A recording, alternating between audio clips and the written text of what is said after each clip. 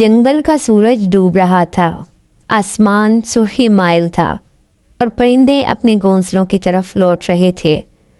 ठंडी हवा पत्तों से टकराकर एक मीठी सरसराहट पैदा कर रही थी। ये वो जंगल था जिसे दूर दूर के लोग जिंदा जंगल कहते थे, क्योंकि यहाँ का हर जानवर, हर दरख्त, हर परिंदा अपने अपने अंदाज में जिंदा महसूस होता था। इसी जंगल में एक शरारती बंदर रहता था। इसका नाम चकू था। चकू का एक नन्हा सा बेटा भी था, जिसे सब जानवर प्यार से मन्नू कहते थे। मन्नू अभी छोटा था, लेकिन इतना चंचल कि पूरे जंगल को अपनी खेल कूद से हिला कर रख देता। कभी मोर के परों को पकड़ने भागता, कभी खरगोश के पीछे दौड़ता और कभी तालाब में पत्थर फेंक फेंक कर पानी के छींटे उड़ाता। चकू अपनी फैमिली के साथ एक बड़े बरगद के दरख्त पर रहता था। वो बहुत मोहतात माँ थी, हमेशा अपने बच्चे को समझाती रहती, मन्नू ज़्यादा दूर मत जाना, जंगल में खतरा भी होता है। लेकिन मन्नू कहाँ बाज आता। जंगल के दूसरे कोने में एक खूंखार चीता रहता था। इसका नाम गुरा था। गुरा बहुत चालाक, तेज और बेरहम था। वो अक्सर कमज़ोर जानवरों को शिकार बनाता। कई बार खरगोश और हिरन के बच्चों को भी डरा चुका था। इस दिन गुरा कई दिन की भूख के बाद शिकार की तलाश में घूम रहा था। अचानक इसकी नज़र मन्नू पर पड़ी, जो अपनी माँ से ज़रा दूर खेल रहा था। गुरा की आंखों में भूख की चमक आ गई। उसने अपने आप से कहा, ये नन्हा सा बंदर तो मेरे लिए बेहतरीन निवाला है। ना ज़्यादा भाग सकता है, ना बच सकता है। वो आहिस्ता आहिस्ता झाड़ियों में दबे कदमों आगे बढ़ने लगा। चकू को जैसे ही एहसास हुआ कि मन्नू अपनी जिद में ज़्यादा दूर निकल गया है, इसका दिल धड़कने लगा। इसने ऊंची आवाज़ में आवाज़ दी, मन्नू वापस आ जाओ बेटा। लेकिन इस वक्त तक गुरा झपट चुका था। इसने मन्नू को अपने तेज पंजों में जकड़ लिया। मन्नू चीखने लगा। पूरे जंगल में शोर मच गया। परिंदे उड़ने लगे, खरगोश अपनी बिलों में छुप गए और हिरन बाग खड़े हुए। चकू पागलों की तरह चीखने लगा, मेरा बच्चा छोड़ दो, कोई मदद करो। गुरा मन्नू को दबोच कर एक दरख्त पर चढ़ने लगा ताकि वहाँ सुकून से इसे खा सके।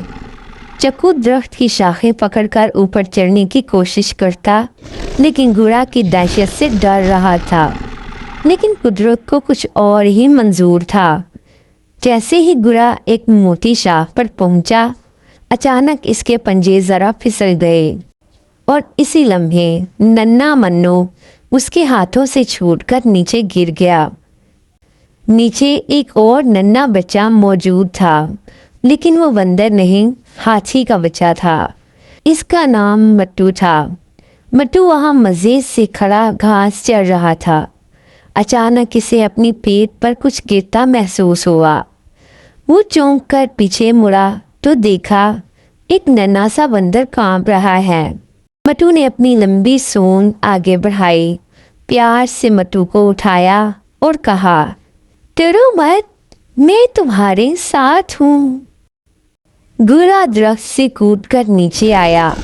इसकी आंखों में गुस्सा और भूख दोनों थे। ये मेरा शिकार है, वो गुर्राया। मट्टू डरा ज़रूर, लेकिन बहादुर भी था। वो मन्नू को लेकर दौड़ पड़ा। गुर्रा भी इसके पीछे लपका। रास्ते में खरगोश चीखते, डरो मट्टू, वो पीछे आ रहा है।